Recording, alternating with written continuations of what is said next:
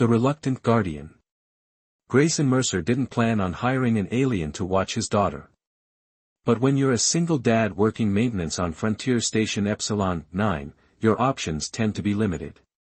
Ever since losing his wife Tessa in the Proxima mining disaster, he'd been struggling to balance station repair shifts with raising a spirited 7-year-old who seemed to have inherited her mother's fearlessness and none of her caution.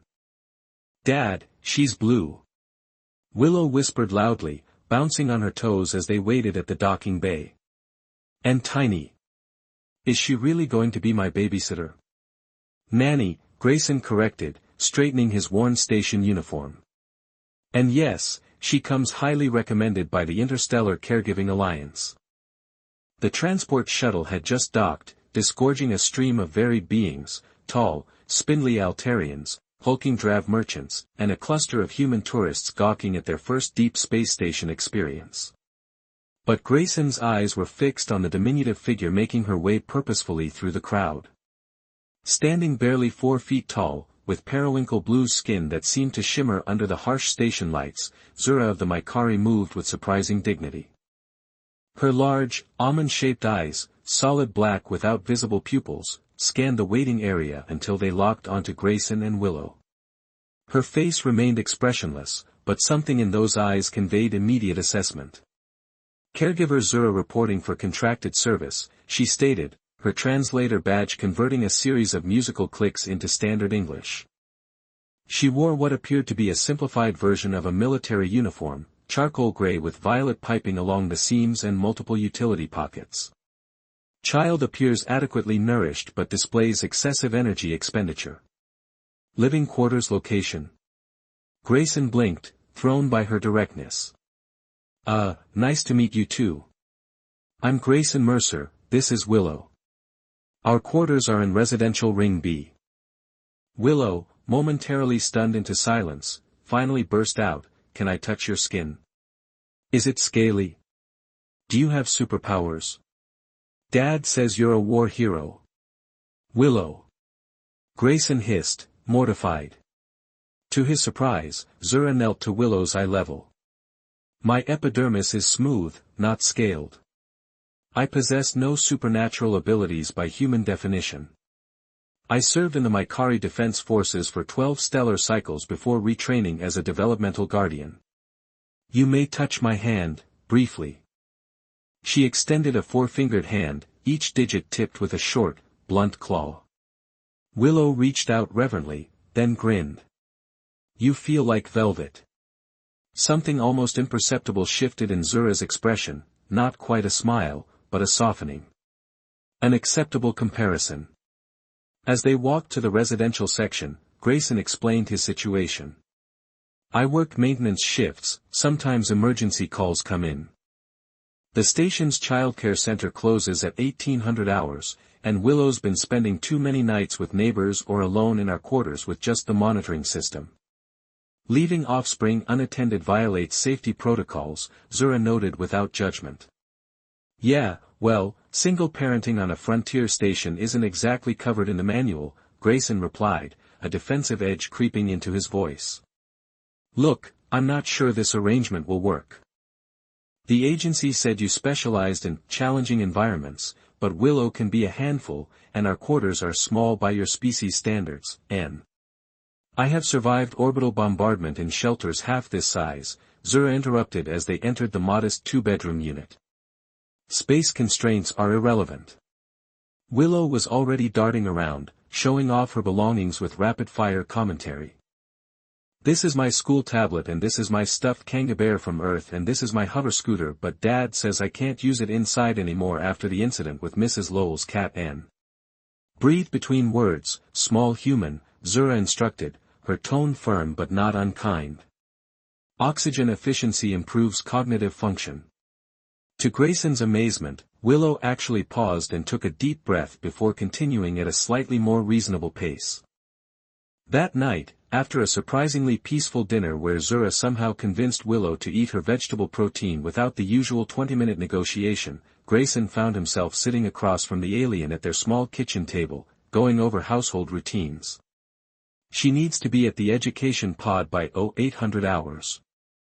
Pickup is 1500. She'll try to talk you into stopping for sweet rations at the commissary, limit 1 per day. Bedtime is 2000 hours, but she'll try to extend it with increasingly creative excuses. Zura tapped notes into her datapad. Understood.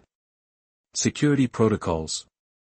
Station standard, biometric locks, emergency evacuation procedures posted by the door. My comm code is primary, station security is secondary. Defensive capabilities. Grayson frowned. Defensive? This is a civilian station, not a warship. All environments contain potential threats, Zura stated matter-of-factly. Preparation mitigates risk. The biggest threat here is Willow convincing you she's allowed to reprogram the food synthesizer for unlimited desserts, Grayson said with a half-smile. Later, after finally getting Willow to bed, with only 3 trips back to the kitchen for water, 1 last-minute urgent bathroom visit, and 2 requests for additional stories, Grayson found Zura methodically inspecting the apartment's air vents and access panels. "What exactly are you looking for?" he asked, exhaustion evident in his voice. "Structural vulnerabilities. Evacuation routes. Hidden resources." She paused, those dark eyes unreadable. Old habits remain after combat service. Something in her tone made Grayson lean against the wall, studying her. "The agency mentioned you were transitioning to civilian work. How long since?" 3 solar cycles since my final deployment. The Riken conflict. Her hands continued their inspection, never idle. "Children are more honest than soldiers. Less predictable, but their motives are pure." Grayson nodded slowly, understanding something fundamental about why this former warrior had chosen to care for children. "Well, Willow will certainly keep you on your toes. Fair warning, she's escaped the station's childcare center twice. Once they found her in an air duct above the hydroponics bay." For the first time, Zura's mouth curved slightly. "Resourceful. The Mikari value adaptability." As Grayson headed to his own room, he paused. "First day tomorrow. You sure you're ready for this?" Zura straightened to her full, modest height. "I have commanded scout units in hostile territory, Maintenance Officer Mercer. I am prepared for one small human child." The next morning, Grayson's communication band buzzed with an emergency call 2 hours before his shift. A coolant leak in the station's outer ring needed immediate attention. He stumbled out of his bedroom to find Zura already awake, efficiently preparing breakfast while reviewing station schematics on her datapad. "Emergency maintenance required," he explained hastily. "Can you handle getting Willow ready for school? She needs to bring her project about Earth animals today, and she always forgets. Project tablet is charged and packed. Child's nutritional morning requirements will be met. Proceed to your duties without concern." Grayson hesitated, feeling that strange mix of relief and guilt that came with sharing parental responsibilities. "Thank you." As he turned to leave, Zura's quiet voice stopped him. "Maintenance Officer Mercer. Just Grayson is fine." "Grayson." She seemed to test the name. "Your offspring will be protected. This I vow by my Kari honor." Something in her solemn declaration, far beyond what a typical childcare arrangement would warrant, should have seemed excessive. Instead, it settled like a weight lifting from his shoulders. "I believe you," he replied, surprised to find he meant it. Shadows on the horizon. 3 weeks after Zura's arrival, Grayson found himself working late in the station's maintenance bay, elbow-deep in the guts of a malfunctioning environmental regulator. But for once, he wasn't anxiously checking his comm unit every 10 minutes. The knowledge that Willow was safe with their blue-skinned guardian had transformed his work efficiency in ways he hadn't anticipated. "You're humming," observed Jimenez, his shift supervisor, peering over his shoulder. "Don't think I've heard that since before Tessa passed." Grayson shrugged, not looking up from the tangle of carbon fiber conduits he was realigning. "Got a good routine going at home now. Makes a difference. That little blue alien working out then?" Station's been buzzing about it, not many Maikari this far out on the frontier. She's not an it, and yes, she's been. Grayson paused, searching for the right word. Extraordinary. Indeed, in less than a month, Zura had transformed their chaotic household into a place of surprising stability. Willow's clothes were always clean, meals appeared with nutritional precision, and bedtime had become a structured ritual rather than nightly warfare. Most remarkably, Willow adored her.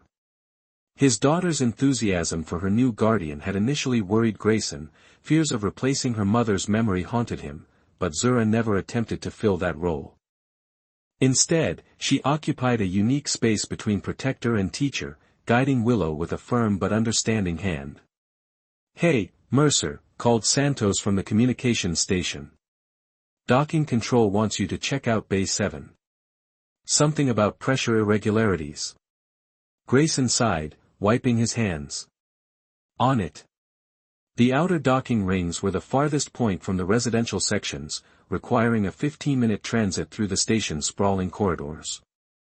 As he approached Bay 7, he noticed something odd. The security monitor by the airlock showed brief static before returning to normal feed. Frowning, he tapped his access code into the bay's maintenance panel. Nothing seemed immediately amiss, pressure readings normal, oxygen levels stable.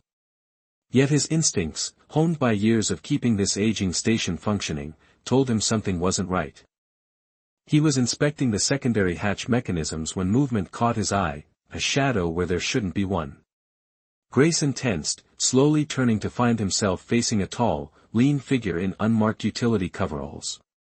"Maintenance inspection," the stranger said, voice flat, accent unfamiliar. "Funny," Grayson replied, noting the lack of station ID badge, "I am maintenance. And I don't recognize you." The stranger's smile didn't reach his eyes. "New transfer. Just familiarizing myself with the station layout. Without proper authorization in a restricted area." Grayson's hand moved casually toward his comm unit. The stranger's eyes tracked the movement. "Simple misunderstanding. I'll report to processing for correct clearance." Before Grayson could respond, the man was gone, striding away with purposeful steps. Grayson immediately contacted security, but by the time they arrived, the mysterious visitor had vanished. Security Chief Okafor listened to his report with increasing concern. "Third unusual access attempt this week," she muttered. "I don't like it, Mercer. The station's getting more traffic than usual with the trade conference coming up. Perfect cover for someone scoping us out." "Pirates?" Grayson asked, the word sending a chill through him. Okafor shrugged. "Or corporate espionage. Either way, keep your eyes open." That evening, Grayson returned to his quarters to find Zura and Willow engaged in what appeared to be a modified form of martial arts practice. His daughter was attempting to mimic Zura's precise, flowing movements, her face scrunched in concentration. "Balance center must remain stable," Zura was instructing. "Your species carries weight differently than Maikari. Adjust your stance." "What's going on here?" Grayson asked, setting down his tool kit. "Physical education enhancement," Zura explained smoothly. "Child requested demonstration of Maikari movement principles." "I'm learning to fight," Willow exclaimed, executing a wobbly spin that nearly sent her toppling. "You're learning coordination and spatial awareness," Zura corrected firmly. "Combat applications are secondary and defensive only." Grayson raised an eyebrow. "Is this standard childcare curriculum on your world?" "All Maikari youth receive basic training," Zura replied matter-of-factly. "Physical discipline promotes mental focus." He couldn't argue with the results. Willow's recent school reports showed improved attention span and decreased behavioral incidents. Still, something about today's security breach left him uneasy. After Willow's bedtime, Grayson shared his concerns with Zura. She listened intently, those dark eyes unblinking. "Description of intruder matches Riven mercenary characteristics," she said finally. "Often employed by pirate factions for reconnaissance. You're familiar with pirates? Grayson asked, surprised. My final deployment was anti-piracy operations in the Cygnus Corridor, she explained. They target isolated facilities, particularly those with valuable resources or technology. Like a station preparing for a major trade conference, Grayson said grimly. With dignitaries and corporate representatives bringing their latest products. Zura nodded. Logical target. Station security protocols.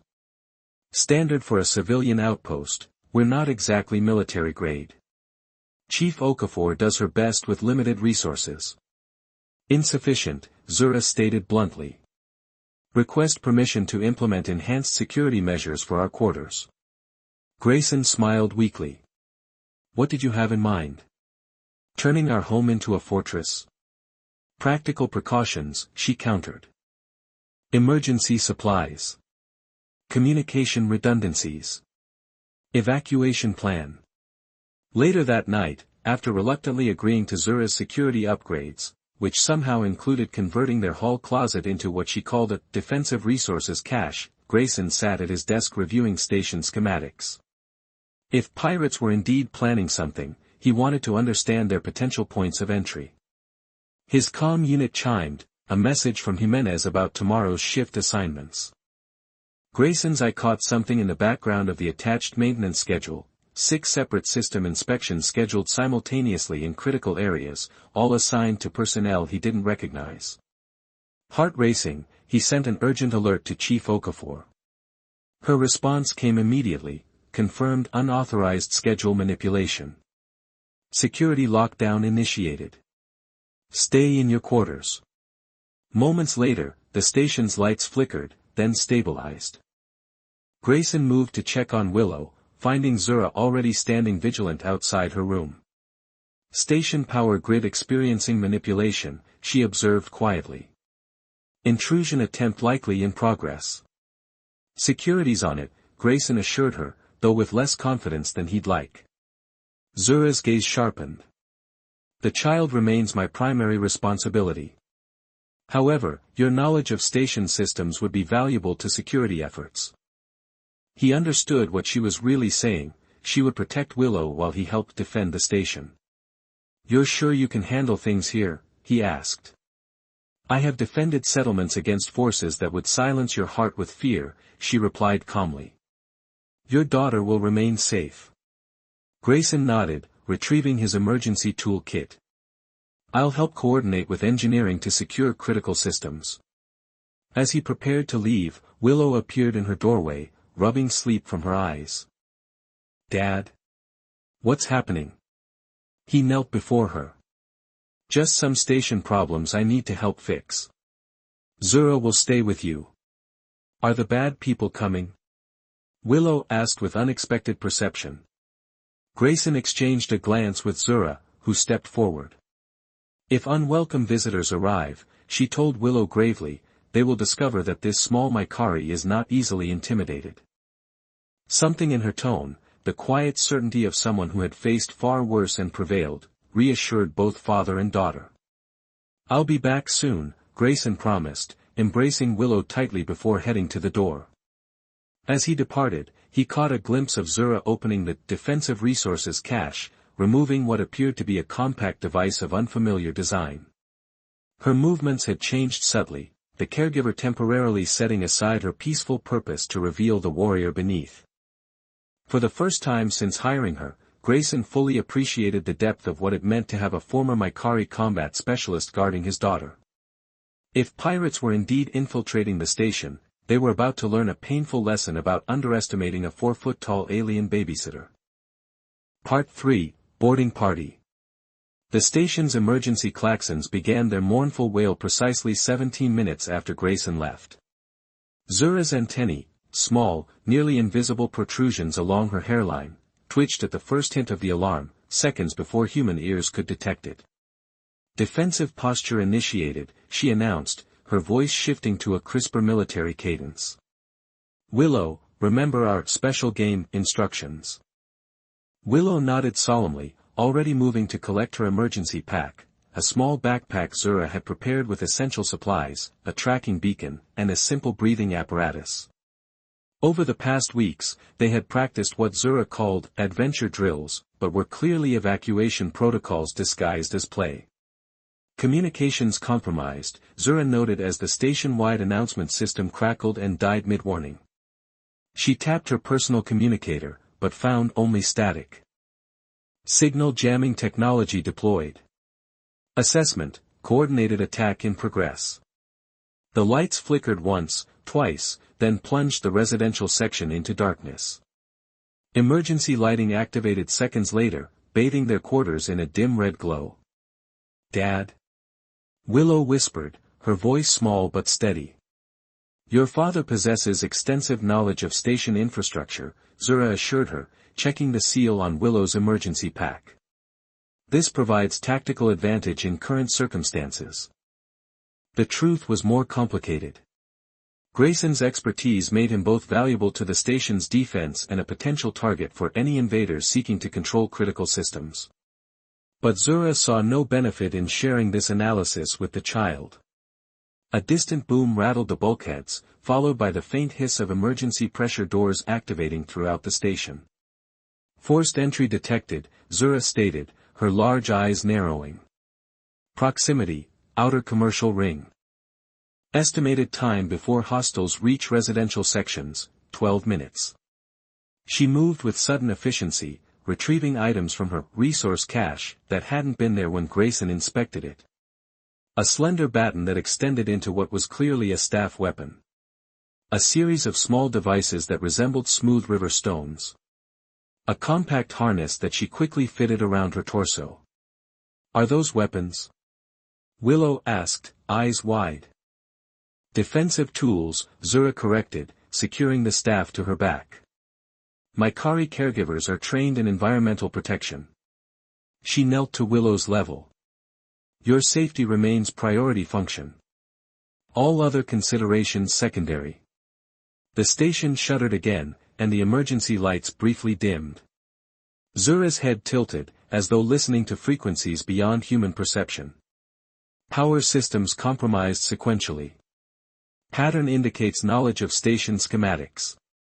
Her dark eyes narrowed. "Not common pirates. Organized faction with technical expertise." Zura moved to the apartment door, engaging additional locks she had installed without Grayson's knowledge. She then turned to the environmental controls, adjusting settings in a precise sequence that caused their quarters' ventilation system to emit a subtle change in pitch. "What are you doing?" Willow asked. "Creating olfactory confusion. Many species track by scent." She continued working as she spoke. "Station residential blueprint indicates maintenance access junction in sleeping quarters. Alternative exit route necessary." Willow's eyes lit up with understanding. "The secret tunnel Dad doesn't know about?" Zura nodded. "Correct. Your father's reaction to unauthorized structural modifications suggested informing him was suboptimal." Moving to Willow's bedroom, Zura activated a hidden panel she had installed behind the storage unit. The wall section slid silently aside, revealing a narrow passage that Zura had somehow constructed between the walls, a feat of engineering that would have impressed Grayson had he known about it.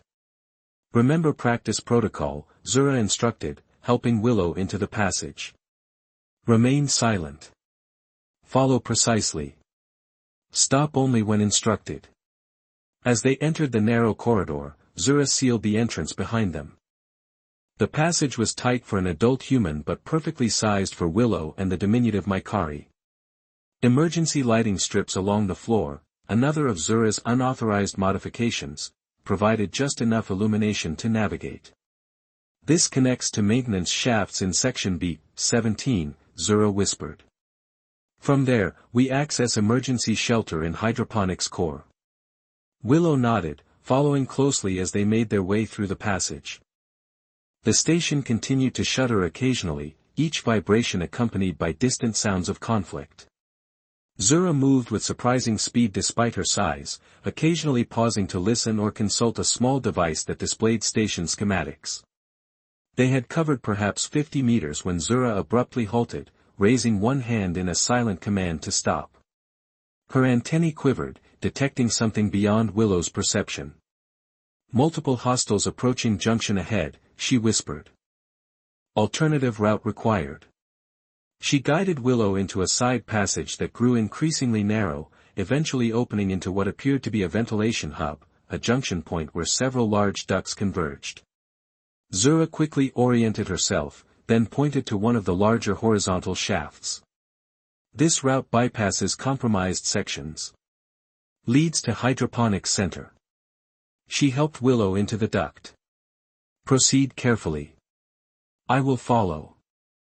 As they crawled through the station's arterial ductwork, Willow displayed none of the fear one might expect from a child in such circumstances. Instead, she moved with focused determination, following Zura's quiet instructions with precision. Months of adventure games had prepared her well. They had nearly reached the hydroponics section when a massive power surge caused the station to lurch violently. The duct they were traversing groaned, metal seams separating under sudden stress. Before Zura could react, the section gave way beneath them. Willow's startled cry was cut short as Zura lunged forward, catching the child's wrist with one hand while anchoring herself to the remaining ductwork with the other. For a heart-stopping moment, they dangled above a darkened maintenance corridor 2 levels below. With surprising strength, Zura pulled Willow back to safety, then assessed their new situation. The collapsed duct had deposited them in an unfamiliar section, their planned route now inaccessible. Status report, Zura whispered, examining Willow for injuries. I'm okay, Willow replied, voice steadier than many adults would manage. Where are we? Secondary processing level. Approximately 4 sections from intended destination. Zura consulted her schematic device. Station security protocols failing sequentially. Invader presence increasing. A distant crash, followed by rough voices, echoed through the corridors. Zura's posture shifted instantly, shoulders squared, stance widened slightly, center of gravity lowered. Stay close, she instructed, retrieving her staff. Movement protocol, shadow formation. Willow nodded, immediately positioning herself directly behind Zura, another practiced maneuver. Together they moved through the dimly lit corridor, Zura constantly scanning for threats as they navigated toward what she hoped would be a secure area. They had just reached a junction point when heavy footsteps approached from an adjacent corridor. Zura quickly guided Willow into a recessed maintenance alcove, placing herself in front of the child as 3 figures rounded the corner. Even in the emergency lighting, the intruders were clearly professional combat operatives, 2 hulking Dravic males and a lean Syraxian female, all wearing tactical gear emblazoned with the skull and shattered planet insignia of the Crimson Void Cartel, one of the most notorious pirate organizations in the sector. Life signs detected in this section, the Syraxian announced, consulting a handheld scanner. 2 signatures, 1 reading anomalous. Probably just station rats hiding from the fun, 1 Dravic grunted. Command wants the engineering section secured, not waste time on strays. Orders were clear, no witnesses, no survivors, the Syraxian countered coldly. That includes station children. Spreads the reputation. From their hiding place, Zura felt Willow tense behind her. She placed a reassuring hand on the child's shoulder, even as she calculated combat probabilities. 3 armed hostiles. Minimal cover. Child to protect. Suboptimal scenario. The pirates moved closer, their scanner leading them directly toward the alcove. Zura made her decision instantly. Willow, she whispered, pressing one of her stone-like devices into the child's hand. Emergency Protocol 7. Willow's eyes widened in recognition. They had practiced this, but always as a last game, one they hoped never to play. She nodded solemnly. When activated, run to green lights, Zura instructed. Do not stop. Do not look back. Find secure position. Wait for retrieval code phrase. My Kari honor, Willow whispered back, the phrase Zura had taught her for absolute promises. The pirates were less than 5 meters away now. Zura removed one more device from her harness, this one slightly larger than the others. With fluid precision, she pressed a sequence on its surface. 3, she counted down quietly. 2. 1. Protect eyes. She tossed the device into the corridor. The resulting flash was blinding, but strangely silent, a light bomb designed to disorient without structural damage. As the pirates reeled, cursing and staggering, Zura emerged from hiding. What happened next unfolded so quickly that later, when Willow tried to describe it, she could only say that her small blue guardian had suddenly become a blue blur of awesome. Zura moved with impossible speed for her size, staff extending as she launched herself directly at the nearest Dravik. Her weapon connected with precision, striking nerve clusters that sent the massive alien crashing to his knees despite the size disparity. The second Dravik fired wildly, energy bolts scorching the corridor walls as Zura seemed to anticipate each shot, her movements flowing like water around the deadly beams. The Syraxian recovered faster than her companions, drawing a vibroblade and lunging at the small blue figure. Zura pivoted, her staff connecting with the pirate's wrist at exactly the right angle to numb the nerves without breaking bone. The knife clattered to the floor as Zura's follow-up strike sent the Syraxian staggering back. Run now. Zura called to Willow, engaging the third attacker who had recovered enough to draw a second weapon. Willow clutched the stone device and pressed its center as instructed. It immediately pulsed with gentle green light, pointing like a compass toward what Zura had designated as the safest nearby route. Taking a deep breath, Willow sprinted from the alcove, following the green guidance while the sounds of combat echoed behind her. As she ran, the last thing she glimpsed was her small guardian, former Mikari Defense Force specialist, standing defiantly before enemies 3 times her size, protecting not just a child, but a promise made to a father who had trusted her with his most precious responsibility. Never mess with a Mikari. Grayson Mercer had seen many things during his years on frontier stations, coolant leaks that turned entire sections into ice palaces, rogue maintenance bots reprogramming themselves into art critics, even the occasional alien diplomatic incident involving culturally inappropriate use of the food synthesizers. But he had never seen the station's control center in such chaos. Security Chief Okafor stood at the central console, barking orders as her skeleton crew worked desperately to restore systems. Half the monitoring screens displayed only static, the others showed alarming scenes of armed intruders moving through commercial sections with military precision. Crimson Void, Okafor confirmed grimly when she spotted Grayson. At least 30 boarding at multiple points. They've taken the comms hub and primary power distribution center. How did they get through our defenses? Grayson demanded, even as he moved to assist a technician struggling with the environmental controls. Inside help, Okafor spat. Those inspection technicians you reported? They sabotaged our security grid before the main force arrived. Grayson's hands flew over the control panel, rerouting emergency power to critical life support systems. What about the residential sections? My daughter. Still secure for now, Okafor assured him. But they're methodically working their way inward. They want the station intact, probably planning to use it as a base of operations. A young security officer burst into the control center, bleeding from a gash on his forehead. They've breached residential Ring C. Using some kind of advanced override codes. Grayson's blood turned to ice. Ring C was adjacent to their quarters in Ring B. Willow and Zura were directly in the pirates' path. I need to get to my daughter, he said, already moving toward the door.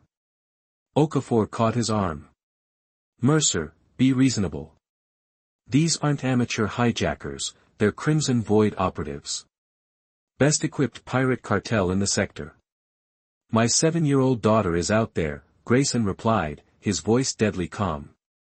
Something in his expression made Okafor release him. Take this, she said, pressing a security override keycard into his hand. Emergency access to all sections. And Mercer? She's with that Mikari, right? Grayson nodded. Then she might be safer than any of us, Okafor said with grim respect. I served with a Maikari unit during the Raikan conflict. If your nanny is former military like you said. She trailed off, then added quietly, I almost feel sorry for any pirates who cross her path. Armed with the override card and his maintenance toolkit, which contained several implements that could serve as improvised weapons in a pinch, Grayson navigated the station's emergency passages. Years of crawling through maintenance shafts gave him an advantage. He knew routes that wouldn't appear on standard schematics. He had reached the junction between rings C and B when the station-wide power grid failed completely. Emergency systems kicked in seconds later, bathing the corridors in dim red light. In the momentary darkness, Grayson heard something that made his heart lurch, a child's voice, calling out in fright, followed by the distinctive sound of energy weapons discharging.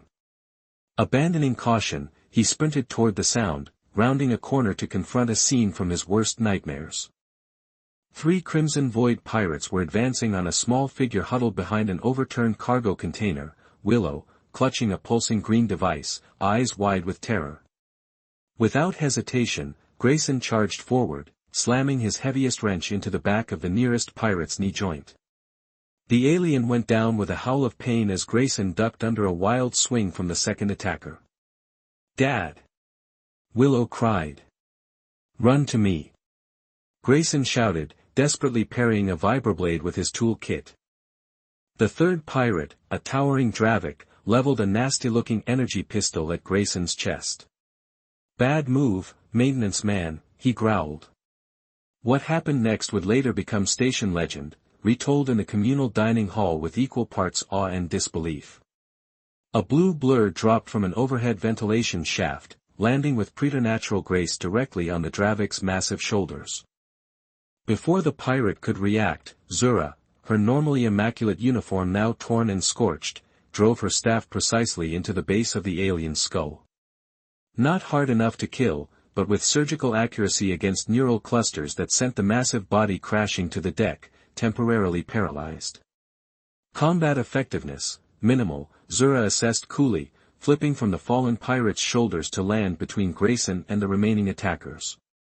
Tactical suggestion, retreat. The second pirate, apparently recognizing something in Zura's stance or perhaps the distinctive markings now visible on her exposed forearm, took a startled step backward. Maikari strike force, he hissed in disbelief. Former 8th Tactical Response Unit, Zura confirmed, her staff twirling into a defensive position. Current designation, Developmental Guardian. Your unauthorized proximity to my charge constitutes violation of care protocols. It's just one tiny blue. The pirate never finished his sentence as Zura moved with blinding speed, her staff connecting with 6 distinct points on his body in rapid succession. He collapsed, nervous system temporarily short-circuited. The remaining pirate dropped his weapon, raising his hands in surrender. We weren't told there was a Maikari operative on station. Correction, not operative, Zura replied, moving to secure his hands with a restraint cord from her belt. Caregiver. She glanced at Grayson. With selective skill retention. Willow launched herself into her father's arms, trembling but uninjured. Zura was amazing, Dad. She beat up a bunch of pirates and then told me to run with the green light thing and said she'd find me in. Breathed between statements, Zura reminded her, completing the restraints before turning to assess her charge. Physical condition acceptable. Elevated stress response within expected parameters. Grayson held his daughter tight, looking over her head at the small blue alien who had just dispatched 3 armed pirates with terrifying efficiency. Thank you, he said, the words entirely inadequate. Zura nodded once, then consulted her schematic device. Station security compromised at 67% of access points. Estimated hostile force, 32 combatants remaining. Primary objective, secure child in defensible location. Control center, Grayson suggested. Okafor has it locked down. I have override access. A distant explosion shook the corridor, followed by the sound of multiple heavy footsteps approaching. Movement required, Zura stated, retrieving her staff. Defensive withdrawal to safer position. They made their way through the labyrinthine emergency passages of the station, Zura leading with Willow between them and Grayson guarding their rear. Twice they were forced to hide as pirate patrols passed, and once Zura silently neutralized a lone scout who stumbled upon their position. Throughout it all, Willow remained remarkably composed, following Zura's hand signals with practiced precision. "You've been training her," Grayson realized as they paused at a junction. "Basic situational awareness protocols," Zura confirmed unapologetically. "Presented as recreational activities." Before Grayson could respond, his security override card beeped, a message from Okafor, engineering sealed. Control center compromised. Fall back to hydroponics core. Counteroffensive in progress. Change of destination required, Zura announced after viewing the message. Fortunately, hydroponics offers numerous tactical advantages. They had nearly reached the hydroponics section when disaster struck. Rounding a corner, they came face to face with a full pirate squad, 6 heavily armed operatives led by a scarred human woman whose insignia marked her as a Crimson Void commander. "Well," she drawled, energy rifle raised casually, "look what we found. A station rat, a child, and..." Her eyes narrowed at Zura. "A Maikari? Interesting company you keep, maintenance man." Grayson pushed Willow behind him, mind racing for an escape route. There was none. The commander studied them thoughtfully. "My technicians have been having trouble accessing certain critical systems. I'm betting you know the override codes we need." "Not happening," Grayson replied flatly. The commander sighed theatrically. "Always the hard way." She gestured to her squad. "Secure them. Kill the alien, those Maikari are too dangerous to keep around. The child will ensure the father's cooperation." Time seemed to slow as the pirates raised their weapons. Grayson saw no way out, they were outnumbered, outgunned, with nowhere to run. Then he felt a small tug at his tool belt as Zura deftly removed something. "Defensive protocols escalated," Zura announced calmly. "Grayson, shield Willow's eyes and brace for disorientation." Before anyone could react, Zura had activated and thrown 3 of her stone-like devices in rapid succession. The corridor erupted in blinding light, followed by a concussive wave that sent the pirates staggering. Unlike her previous light bomb, this combination created a cascading sensory overload effect. Through watering eyes, Grayson watched as Zura launched herself into the midst of the disoriented pirates. What followed defied human expectations of combat physics. Despite her small stature, the Maikari moved with devastating precision, her staff connecting with nerve clusters, pressure points, and vulnerable joints. 3 pirates were down before they could recover from the initial disorientation. The commander recovered faster than her squad, firing wildly at the blue blur tormenting her forces. Energy bolts scorched the corridor walls as Zura dodged with preternatural speed. "Get Willow to safety." Zura called to Grayson as she parried a vibroblade strike from a massive Dravik pirate. Grayson hesitated, unwilling to leave her against such odds.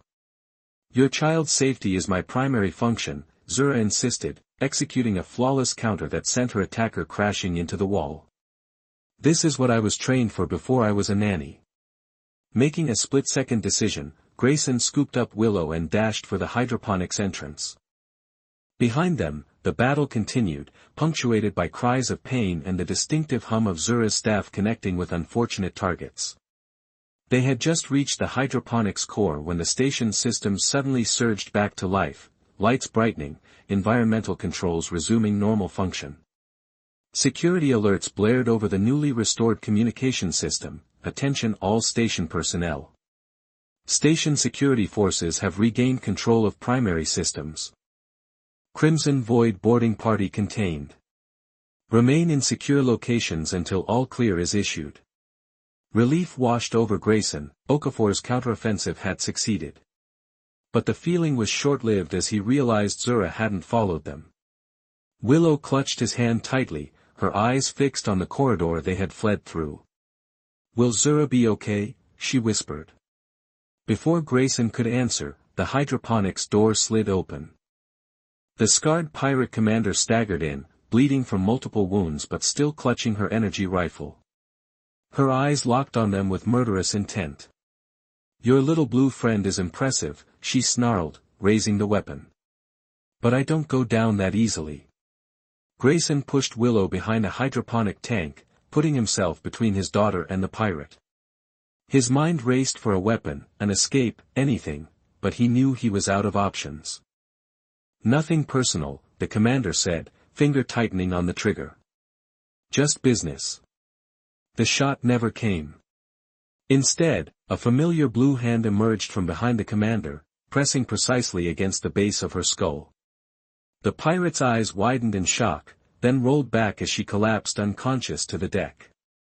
Zura stood there, uniform torn, a gash across one cheek seeping indigo blood, staff still extended. Despite her injuries, she maintained perfect posture. "Status report," she requested calmly, as though asking about a routine day at school. "We're okay," Grayson managed, stunned by her timely arrival. "You?" "Functional," she replied, though Grayson noted a slight favoring of her left leg. "Hostile forces neutralized in adjacent corridor. Station security regaining control of all sections."